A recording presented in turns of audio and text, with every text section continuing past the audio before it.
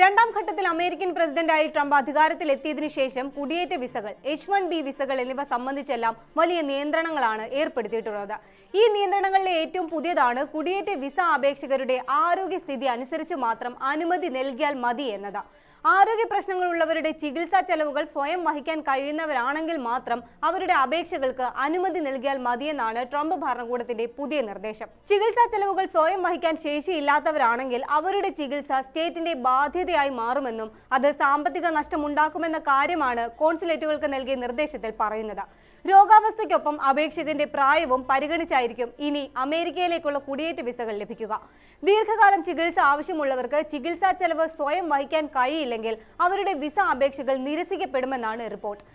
കുടിയേറ്റക്കാരുടെ ആരോഗ്യത്തിനു വേണ്ടി ചെലവഴിക്കാൻ പണമില്ലെന്നാണ് ട്രംപിന്റെ പക്ഷം. ഇതിന്റെ ഭാഗമായി അപേക്ഷകന്റെ പ്രായം, രോഗാവസ്ഥ, സാമ്പത്തിക അവസ്ഥ എന്നിവ പരിശോധിക്കാൻ വിസ ഓഫീസർമാർക്ക് നിർദ്ദേശവും നൽകിയിട്ടുണ്ട്.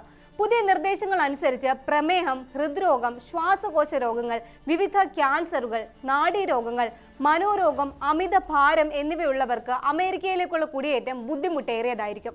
അപേക്ഷകന്റെ ആരോഗ്യ സാമ്പത്തിക സ്ഥിതിക്കൊപ്പം അപേക്ഷകന്റെ കുടുംബത്തിന്റെ അവസ്ഥയും പരിശോധിക്കണമെന്നാണ് ട്രംപ് ഭരണകൂടം നിർദ്ദേശം നൽകിയിരിക്കുന്നത്. ട്രംപിന്റെ ഈ പുതിയ പരിഷ്കാരത്തിനെതിരെ വിമർശനങ്ങളും ശക്തമാണ്.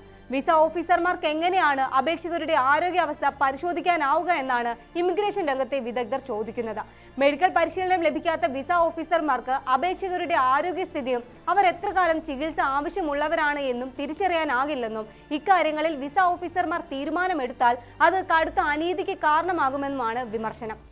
മാത്രവുമല്ല, പ്രമേഹം പോലുള്ള ആഗോളതലത്തിൽ തന്നെ വ്യാപകമായ ഒരു അസുഖത്തിന്റെ പേരിൽ വിസ നിഷേധിച്ചാൽ അത് ലക്ഷക്കണക്കിന് മനുഷ്യരെ ബാധിക്കുമെന്നും വിദഗ്ധർ ചൂണ്ടിക്കാട്ടുന്നുണ്ട്.